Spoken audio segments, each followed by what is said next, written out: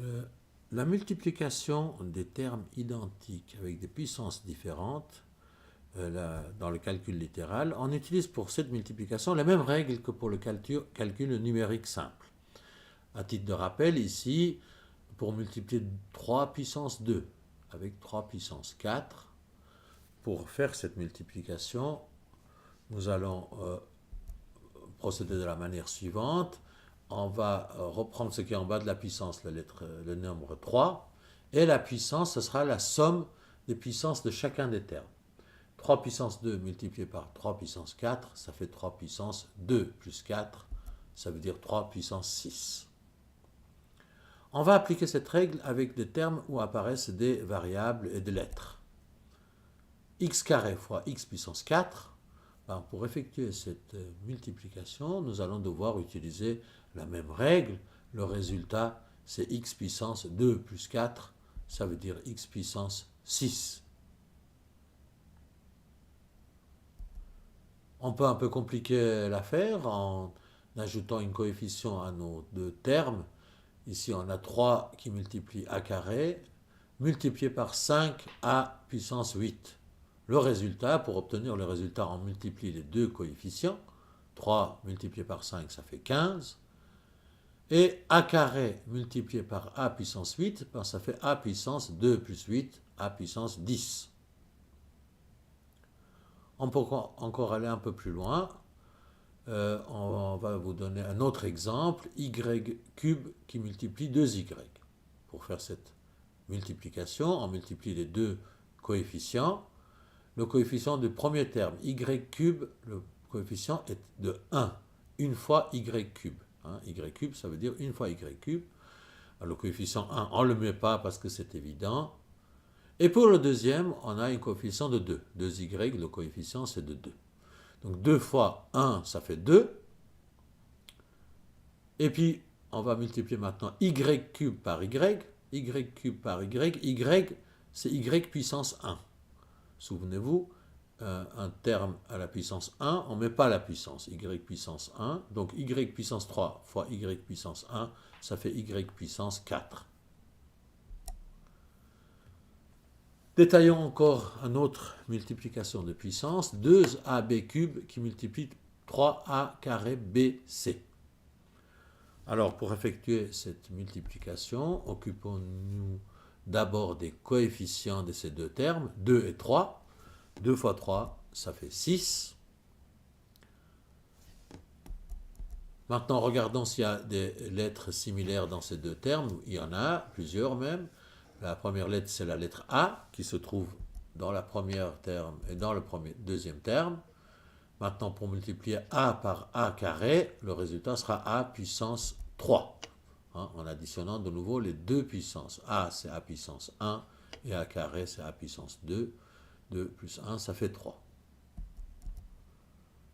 Encore un autre terme qui se retrouve dans les deux expressions, B cube et B.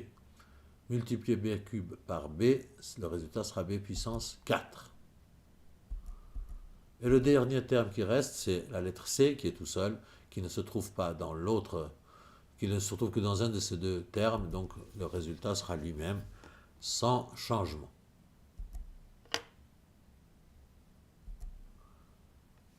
On peut aussi évidemment diviser deux termes avec des puissances en suivant des règles très similaires à la multiplication.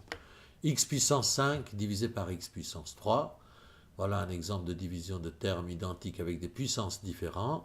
Le résultat s'obtient en faisant la soustraction des deux puissances. X puissance 5 divisé par x puissance 3.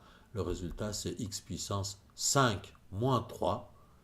Ça veut dire x puissance 2.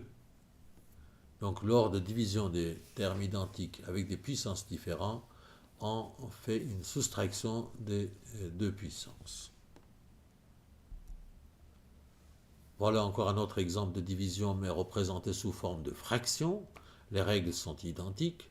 Pour faire cette division, d'abord on divise les deux coefficients des deux termes. On divise 6 par 2. Dans ce cas-là, ça nous donne 3. Et on divise x puissance 7 par x puissance 2. Ça donne x puissance 7 moins 2. ça veut dire x puissance 5.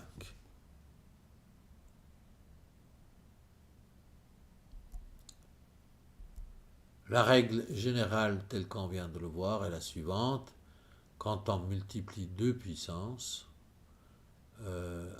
ou deux termes identiques avec des puissances différentes, le résultat s'obtient par l'addition de ces puissances. A puissance m multiplié par A puissance n est égal à A puissance m plus n.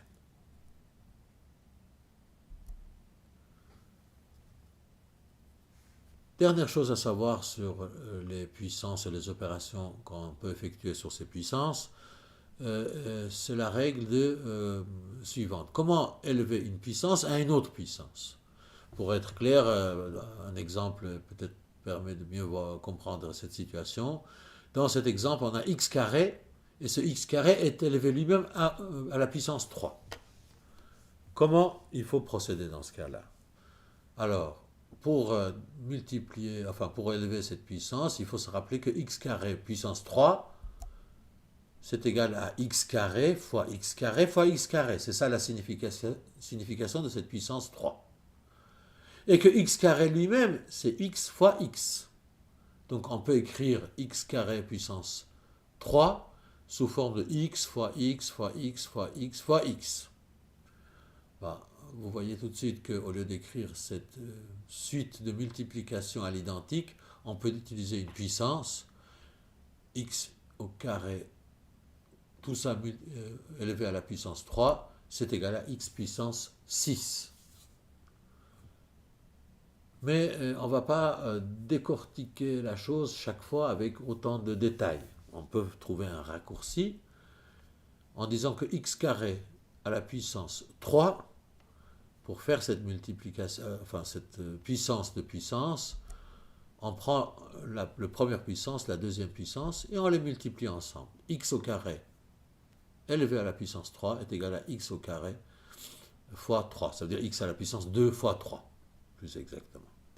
Ça veut dire x puissance 6. Vous voyez, on obtient le résultat de tout à l'heure. Donc quand on élève une puissance à une autre puissance, il suffit de multiplier la chaîne de ces puissances pour arriver au résultat final. La règle générale donc pour élever une puissance à une autre puissance, c'est de dire que a puissance m à la puissance n est égal à a à la puissance m fois n.